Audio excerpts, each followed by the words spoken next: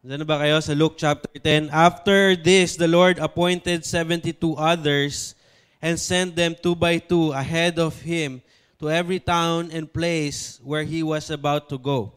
He told them, "The harvest is plentiful, but the workers are few.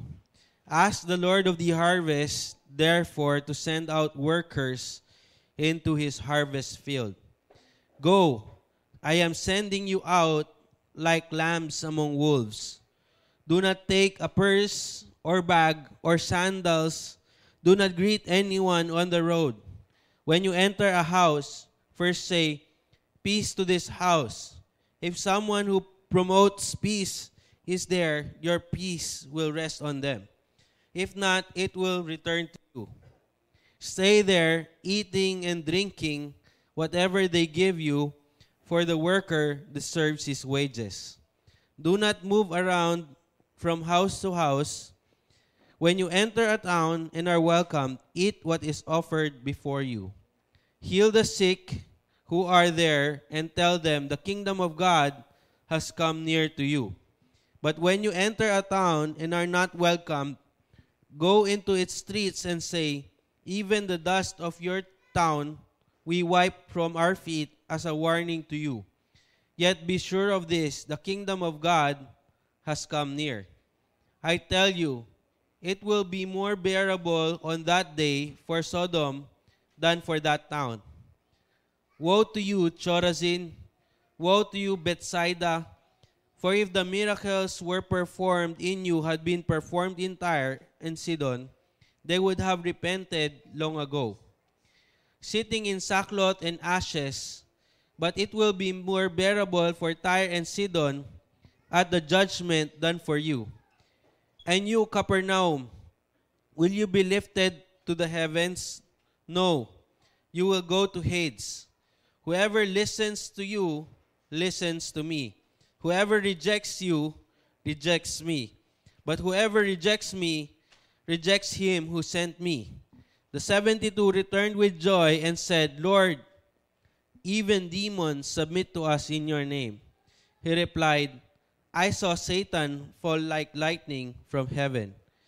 I have given you authority to trample on snakes and scorpions, to overcome all the power of the enemy, and nothing will harm you. However, do not rejoice that the spirits submit to you, but rejoice that your names are written in heaven." At the time, Jesus, full of joy through the Holy Spirit, said, "I praise you, Father, Lord of heaven and earth, because you have hidden these things from the wise and the learned and revealed them to little children. Yes, Father, for this is what you were pleased to do. All things have been committed to me by my Father. No one knows who the Son is except the Father, and no one knows the Father who the Father is except the Son, and those to whom the Son chooses to reveal him." Then he turned to his disciples and said privately, "Blessed are the eyes that see what you see. For I tell you that many prophets and kings wanted to see what you see, but did not see it, to hear what you hear, but did not hear it." Lord, we bless, Lord, the reading of the word, Father. We bless your word and your ministry to us tonight, Father. I pray, Lord, that you would minister in our hearts as we study your word in Jesus' name. Amen. Sige po, makakaupo po tayo.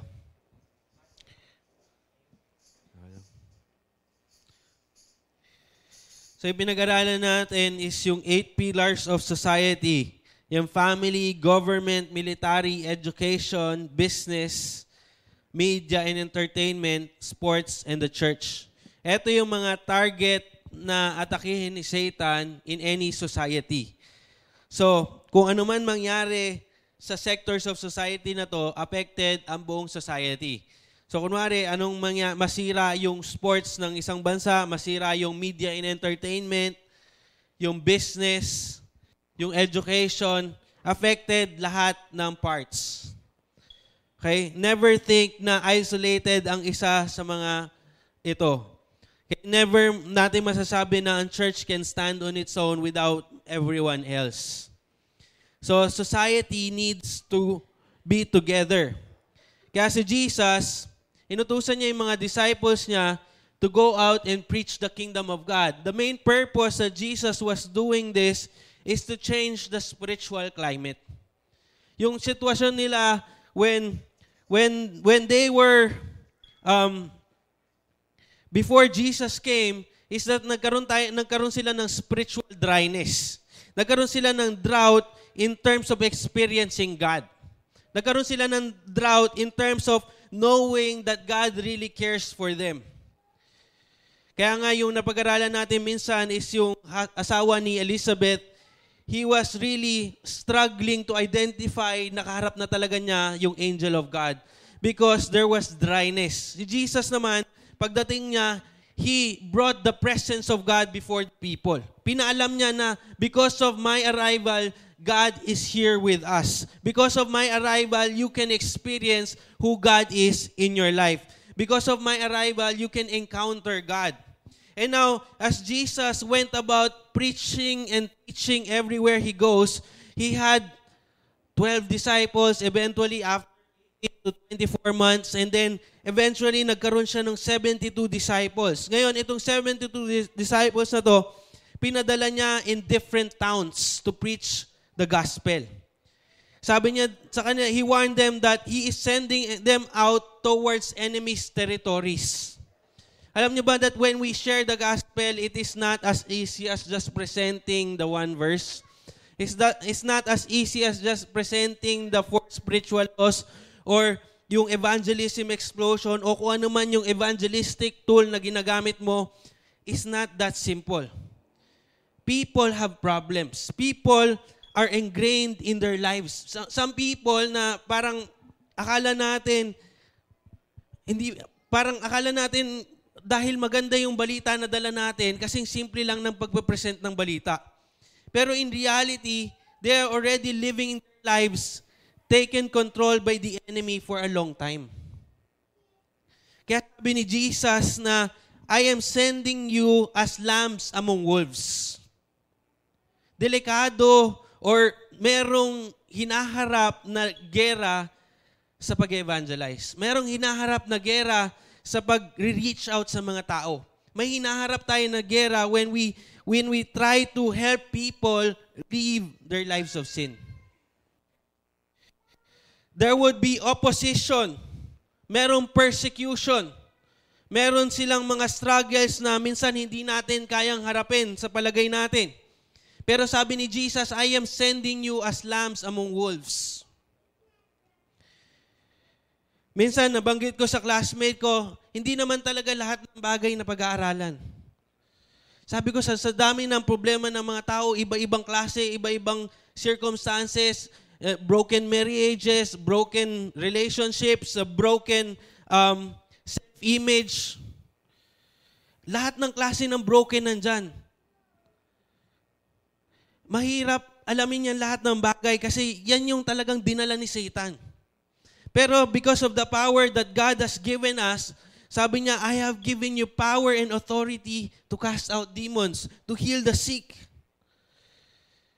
Alam niyo ba na kaya nangyayari itong mga bagay na to kasi territory ni Satan yung mundo. Kaya nga nung namatay si Jesus Christ at bumangon siya mula sa kamatayan, parang sinabi niya na nagkaroon na ng authority si Jesus over Satan. So, di ba, the Lord has given him authority to, yung sa Matthew 28:18-20, di ba, go and make disciples of all nations because all authority has been given to me. Why has it been given to God? To Jesus pala. Because He died and paid for our sins on the cross. So He was given authority to trample on the enemy whom He has defeated.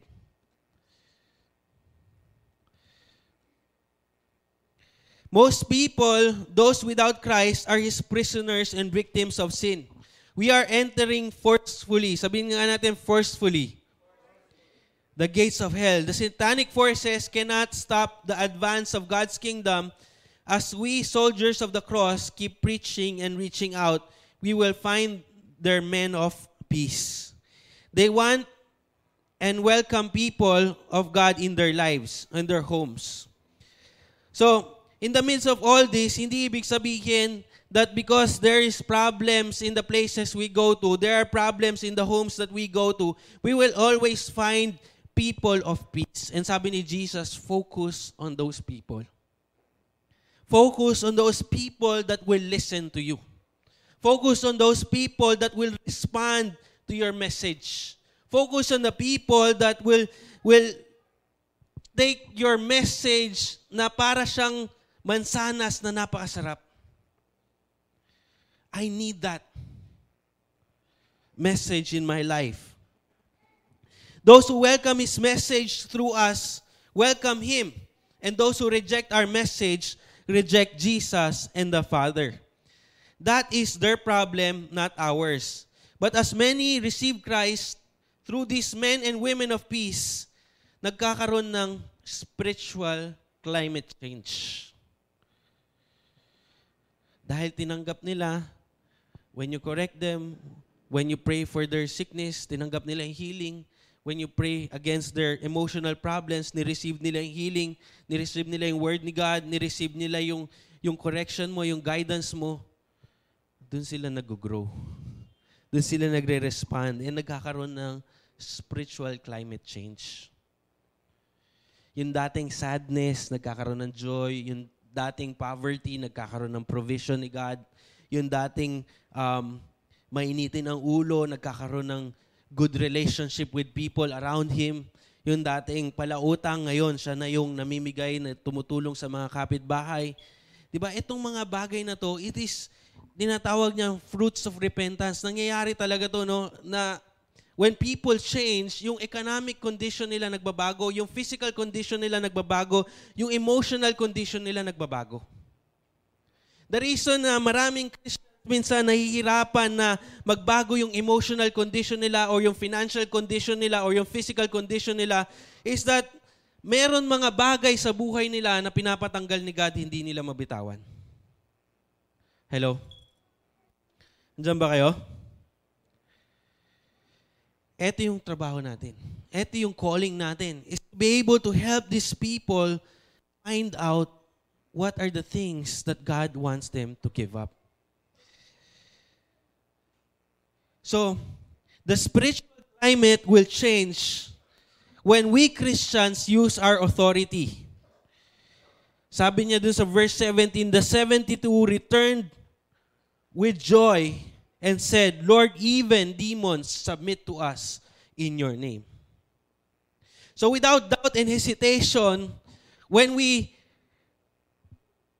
minister to people by telling them about their problems, by praying for them when they have problems, by identifying the problems that they have in their life, if we don't hesitate and they respond to it, kailangan yung response nila, kailangan yung without hesitation natin. Minsan kasi tayo parang madalas nag-hesitate. Ayoko sabihin, nakakahiya.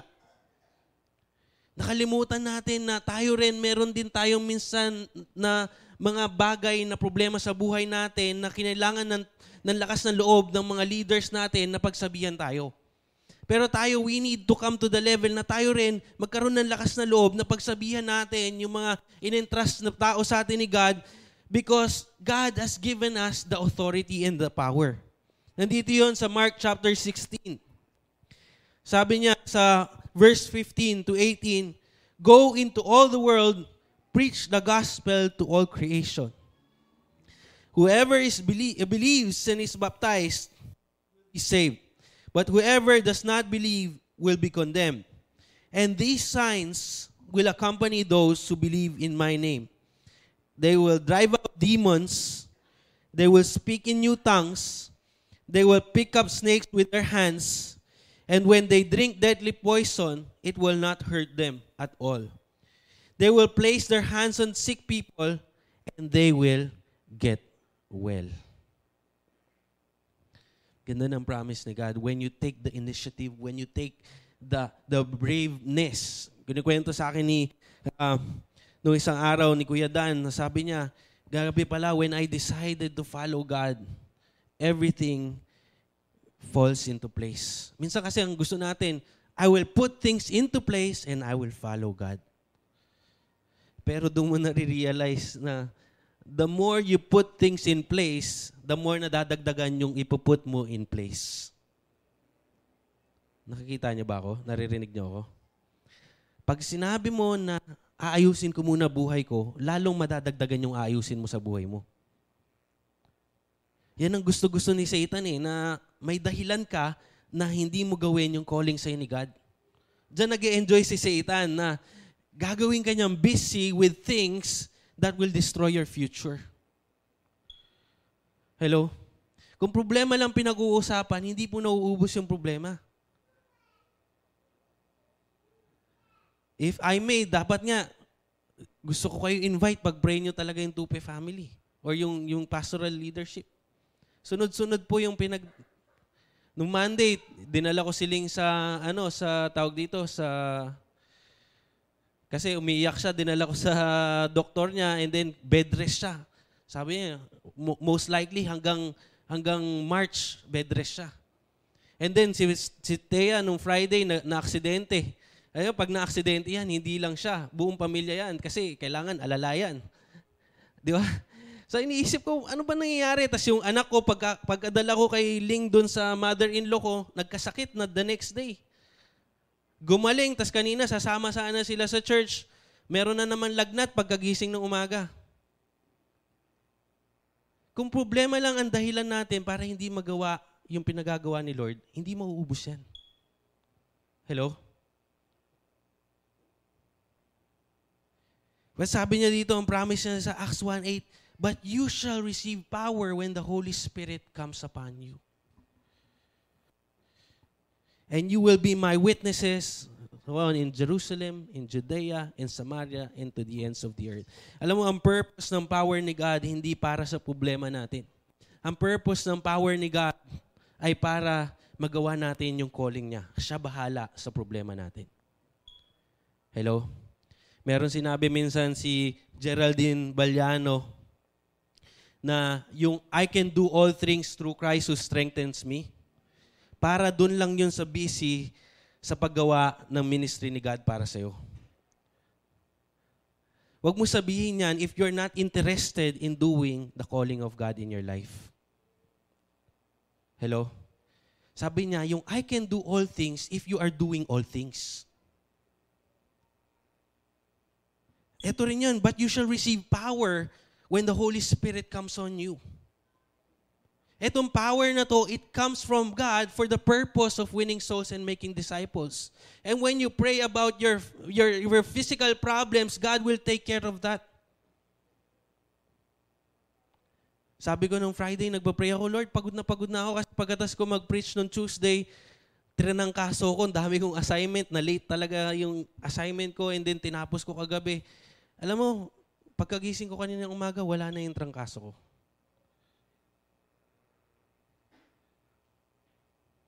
Hello?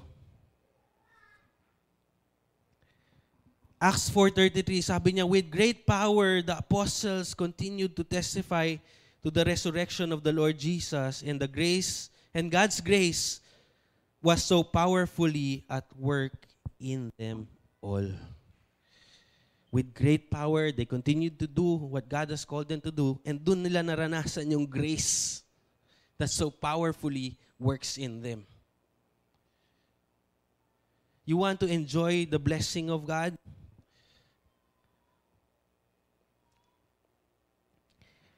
It's your authority. Unang-una na, when we use our authority, when Christians use their authority, number one thing that we need to understand, demons will submit. Sabihin nga natin, demons will submit. Nung Friday, tinetestify ko sa mga nasa phenomenon. Tinanong ko yung edad nila. Sabi nung isa, 11 years old. Sabi nung isa, 11 years old. Tinanong ko, na-experience mo na ba yung presence ni God? Sabi ko, alam mo ba, wala pa akong 11 years old, wala pa akong 10 years old. Nung hindi ako makatulog sa masamang panaginip, tinuruan ako ng nanay ko na pag-pray mo sa pangalan ni Jesus, makakatulog ka. Pinag-pray ko sa pangalan ni Jesus, nakatulog ako. Nag-submit yung demons sa batang wala pang 10 years old. Kasi hindi naman talaga sa atin yun. It is by the name of Jesus Christ that these demons submit. Alam nila yung authority mo dahil dala-dala mo yung pangalan ni Jesus Christ. And wala silang magagawa dahil sa pangalan ni Jesus Christ, they will have to obey. Pangalawang bagay, sabi niya, when Christians use their authority, Jesus will celebrate. Sabihin nga natin, Jesus will celebrate. Jesus saw Satan's defeat because of the authority he gave us against all the power of the enemy. Nothing is left for Satan. So, unang-una, bakit Jesus will celebrate? Unang-una, nakikita niya yung every faith move na hinaharap mo sa buhay mo. Bawat pananampalataya na gusto mo mangyari sa buhay mo, bawat faith na pinaniniwalaan mo that God is there and He will help you, Jesus is observing. Ang sabi nung mga disciples, Jesus, even demons submit to us in your name. Sabi ni Jesus, you know what? I saw Satan fall like lightning from heaven. Jesus was observing all the time that these disciples were challenging themselves with the faith that they have to pray against demon spirits and they will submit to them in the name of Jesus Christ. Hello? Sabihin nga natin, Jesus sees everything. Pangalawang bagay, sabi niya, and He will praise God for your faith. At verse 21, sabi niya, full of joy through the Holy Spirit, sabi niya, I praise you, Father, Lord of heaven and earth, because you have hidden these things from the wise and the learned, revealed them to little children. Yes, Father, for this is what you are pleased to do. Pag nakita niya yung pananampalataya mo that you're willing to pray against those problems, you are willing to pray against the problems of the people you minister to, you are willing to pray for whatever comes your way para mapigilan yung pagkilos ni God sa buhay mo, lalapit siya kay God, sabi niya, God, salamat. You revealed it to little children like them. Buti na lang, hindi dun sa magagaling. Buti na lang, hindi sa mga edukado. Sa ordinaryong tao, inabot mo, pinaranas mo, pina-experience mo kung gaano ka kabuti sa buhay nila. Hello? Si Jesus yung unang matutuwa when you experience the move of God in your life. Pangatlong bagay, sabi niya, when Christians use their authority, Satan's evil activities are stopped. It cannot be stopped unless you decided that you want it to stop. And when you decided that you want it to stop, you have to pray against it in the name of Jesus Christ for it to stop. And this is the promise, it will stop. Sabihin nga natin, it will stop. When we use our authority over Satan, his evil activities are stopped. His crime and corruption and many other works of darkness will cease. There will be a great there will be a great joy in the city like Samaria. Ito yung sa Acts chapter 8, yung example dito ng Bible kung paano nagkaroon ng joy when the Christians used their authority. Those who had been scattered, chapter 8, verse 4, those who had been scattered preached the word wherever they went. Philip went down to a city in Samaria and proclaimed the Messiah there. When the crowds heard Philip and saw the signs that he performed, they all paid close attention to what he said. For with shrieks, impure spirits came out of many, and many who were paralyzed or lame were healed. So there was great joy in that city. Alam mo, this winning souls and making disciples, this ministering to the needs of people, this setting people free, hindi lang to para masabi natin that when we pray for people, they get healed. Hindi lang to para masabi natin na mapupuno yung church o mabubuo yung cell group mo. Hindi lang to para mangyari yan, kundi para makita ng city, maramdaman ng Quezon City na meron talagang paggalaw yung Diyos doon. And sabi niya dito, there was great joy in that city. Sino ba sa inyo gusto niyo dumating yung time that there will be great joy in this city? Hello? Who would be sad when there is joy? Di ba? Sabi ni Edmund Burke, o yung, sabi ni Pastor Joey galing sa Braveheart, the only thing necessary for the triumph or evil is for good men to do nothing.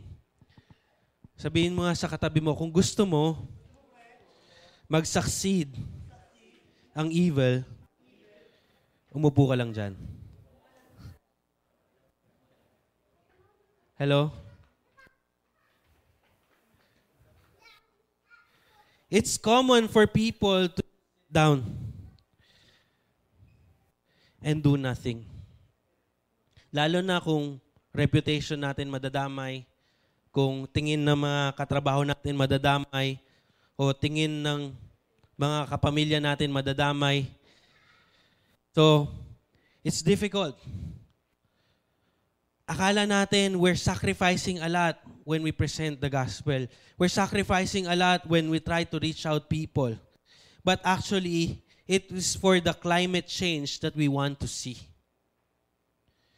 Gusto mo makita na balang araw yung office mo, people in every corner are praying for one another. Gusto mo makita sa campus mo na balang araw people are praying for one another. Sino bang may ayaw nun? Hello? Are you there?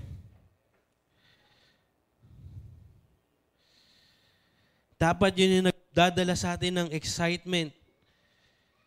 Alam nyo, dumadami na rin yung sa school namin na company owners. Sila nag-i-invite ng mga estudyante sa IGSL na umabot sa mga empleyado nila. Kasi gusto nila makakita ng climate change sa loob ng company. Yung isa dyan, yung may-ari ng Mega Sardines. So, isa sa 5 anak. Hindi. Tatay na lang daw ang hindi Christian. So, pinapaabot nila kay Andrew Lewson, yung may-ari ng Cityland. Pero, yung company nila, yung mga managers nila, sinubmit nila or parang in-invite nila yung ibang estudyante ng IGSL to minister to them weekly. At gusto nila makapagtayo ng first tinatawag na company church. Grabe yung vision na yun, di ba? Sino sa inyo gusto makawin sa isang businessman na yun talagang gusto niya mangyari sa company nila? Hello? Si RJ Abeto daw. Iba yung pakiramdam when yung mismong boss mo ang interested. Sabi natin nung isa naming cell member na nasa construction, si Andrew Lewson, nagkakaroon siya ng mga Bible study sa construction sites niya. Dinadala niya ang CCF doon. Hello? Di ba kayo nagugutom sa pagbabago? Gusto niyo ba maranasan yan sa mga barangay nyo, sa mga trabaho nyo, sa mga school nyo? Alam niyo, nung naalala ko pa yung nag-uumpisa pa lang yung dulos doon sa Mapua, isa ako sa mga pre-encounter nila. Hindi ko alam kung sino-sino sila.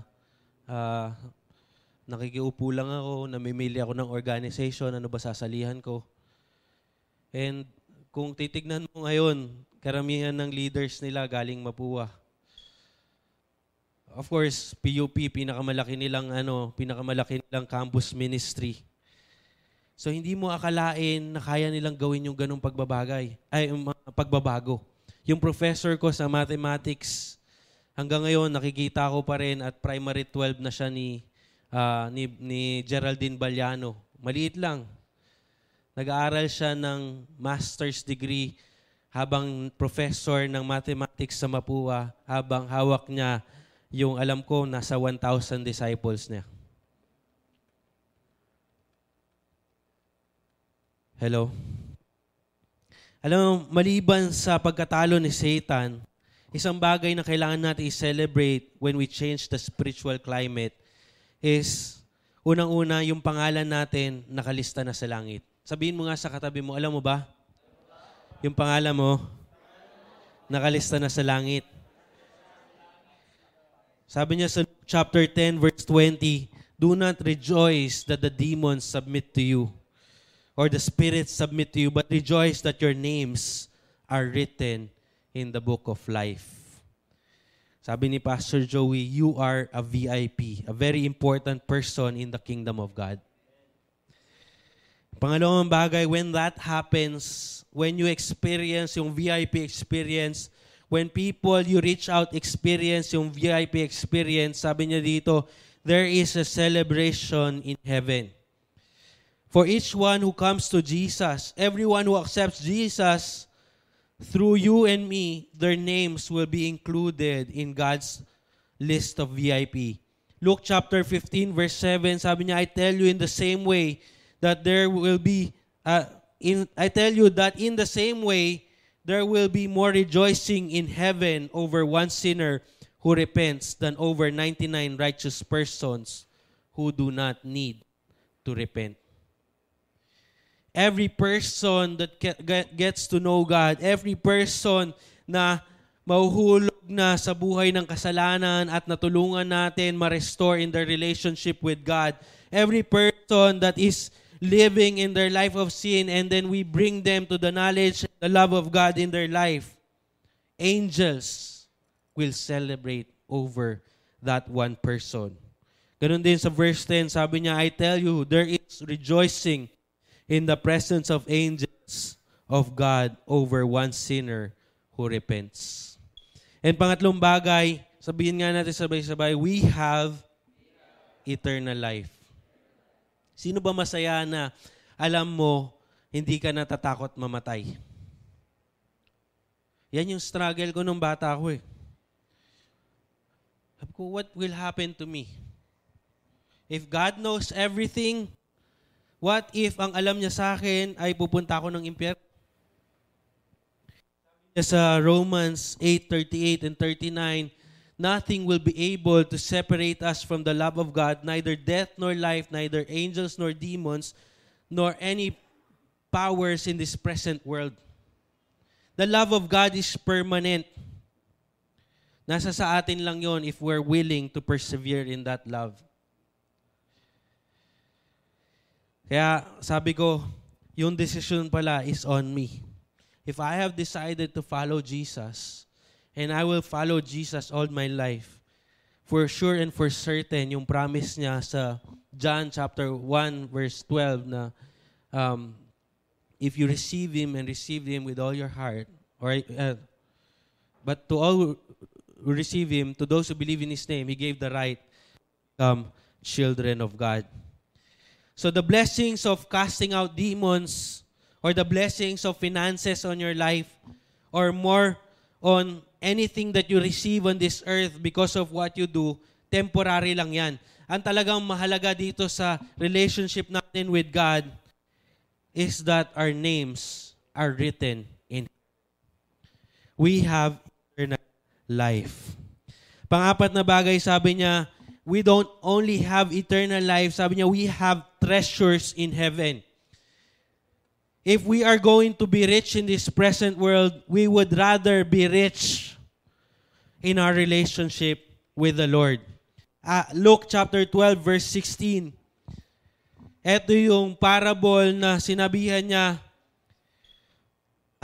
kunento ni Jesus tungkol sa isang mayaman na sinabi niya, puno na yung lalagyan ko ng pagkain. Ang gagawin ko, magtatayo ulit ako ng bigger barn. Para pagdating ng 40 years old, pwede na akong mag-retire at busog ako buong buhay ko. At sabi ni Jesus, ngayon pa lang matatanggal na ang buhay mo, hindi ka aabot ng 40 anyos. Minsan akala natin yung mere fact na paghahabol natin ng success sa buhay, ng security sa buhay, kaya nating isecure talaga sagrado yung future natin. Alam mo ba, yun yung pinatunayan ni God kay Pharaoh. Si Pharaoh, kaya niya inalipin yung mga Israelites para magtayo sila ng bigger barns. Para masabi nila sa buong mundo na ang Egypt kahit kailan hindi makakaranas ng gutom. Alam mo, dahil sa ginawa nila, napahiya sila ng 10 beses hanggang sa yung panganay nila, yung taong magmamana sa lahat ng meron, lahat ng Egyptians, namatay lahat. The mere thing that you're trying to protect, if you're trying to protect it outside of the will of God, God will take it away from you.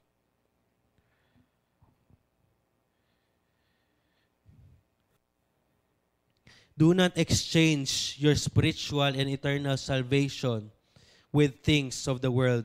Sabi niya sa Luke 12:31, but seek first His kingdom and His righteousness, and all these things will be added unto you. Actually, you don't have to worry about these things. God will take care of these things.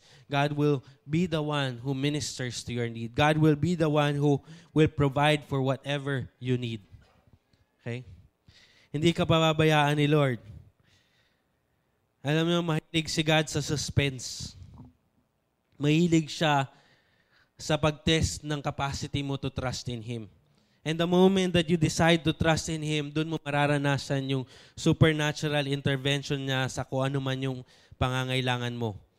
Panglimang bagay na kailangan natin maintindihan, totoo po ang impyerno. Hello? Totoo ang impyerno. Totoo that when you don't follow Jesus, when you decide to live your life for yourself, when you decide to be independent of God, you will go to hell.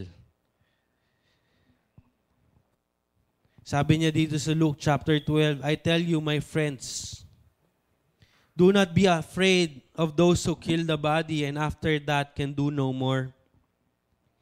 But I will show you whom you should fear. Fear him who after your body has been killed has authority to throw you into hell. Yes, I tell you, fear him. And the 72 returned with joy and said,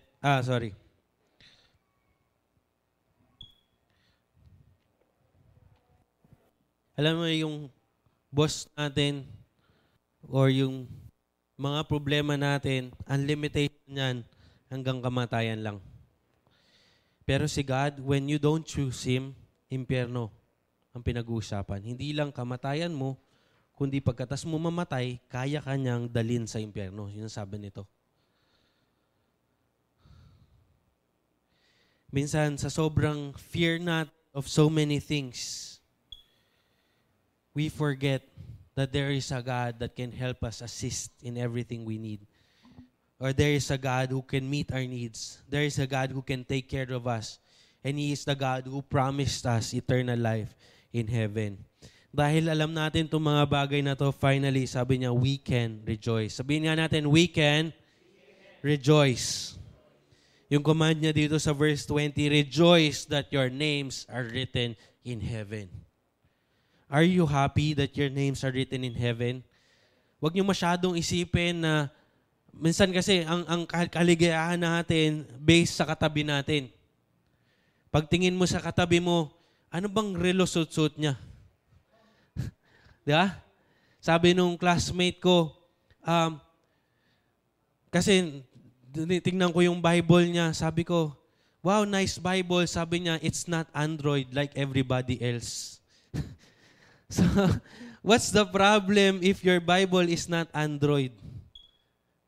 Hello? Nagutom ka ba?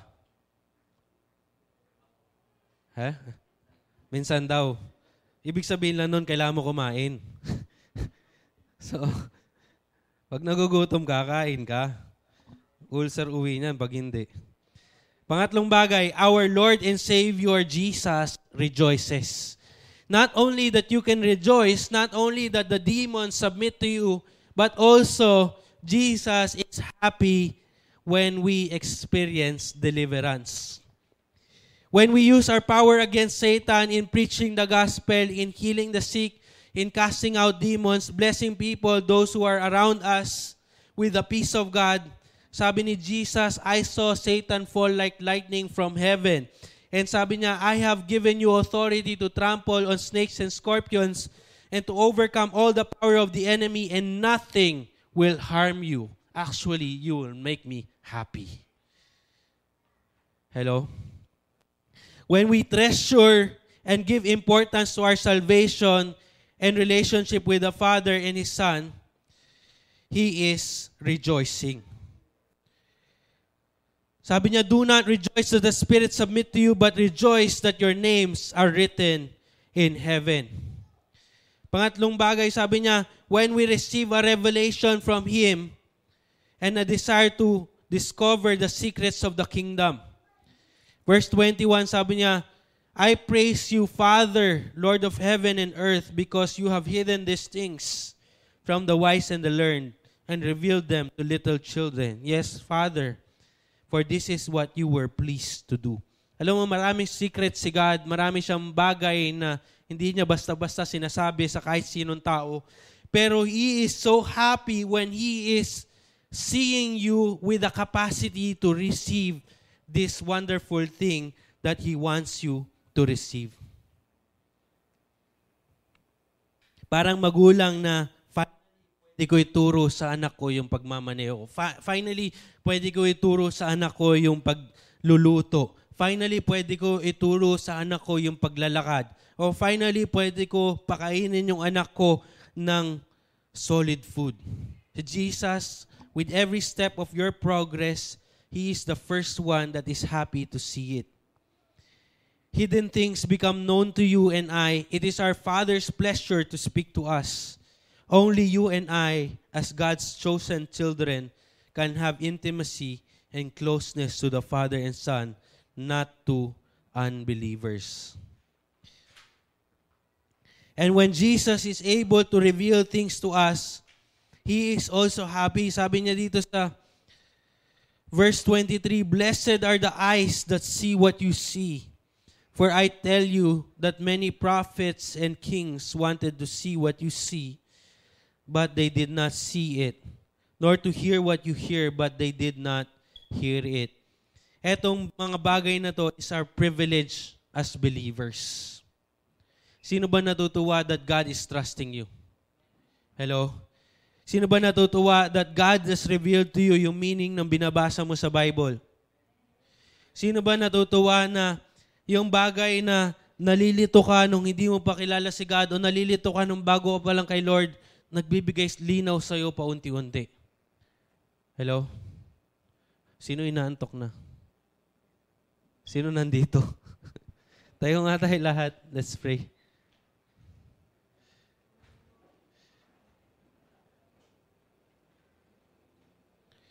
So hawakan mo yung kamay ng katabi mo, and I want you to pray together and pray for one another that we will really experience the privilege of having the authority that comes from God. Na magamit natin itong authority na binibigay ni God. I want you to think about people with problems in your life.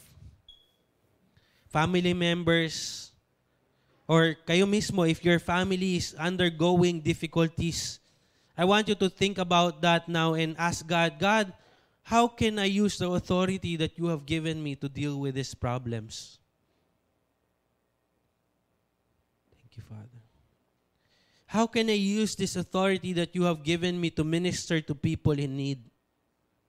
How can I use this authority to minister to the disciples that you have entrusted me, Lord? How can I use this authority to minister to different people that you bring before my life, Father?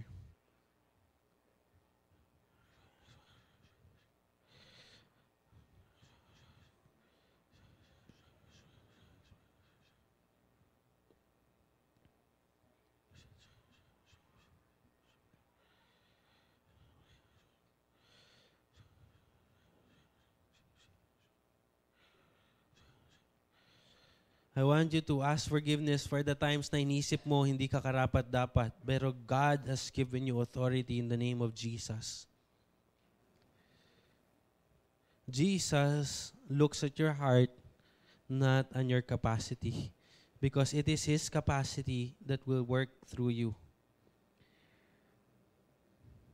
Lord, salamat Lord sa pangungusap mo ngayong gabi na to. Salamat Lord dahil sa desire ng bawat isa sa amin, Lord, to really experience your goodness in our lives, Father.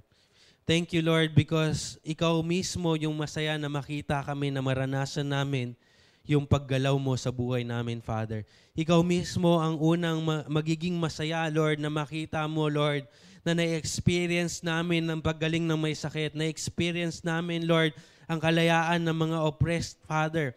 Ang kalayaan ng mga taong baon sa utang, Lord. Ang kalayaan ng mga taong hirap sa buhay, Father. Because of the authority that you have given us, Lord, we will drive out demons in your name, Father. We will drive out these things that cause problems in the people, Lord, that we minister to, Father. Thank you, Lord. We will drive out demons that prevent us from experiencing your goodness in our lives, Father. Thank you, Lord, for your goodness. And because of your goodness, we want to praise you and we want to glorify your name, Father. In Jesus' name, amen. Yung last part ng Miracle Catch consecration natin sa Tuesday. Okay, lahat ng cell leaders and potential cell leaders, you are invited po. Ha? And pre-encounter pala sa Wednesday. Please coordinate with Ate Tin kung meron kayong delegates sa pre-encounter. Okay?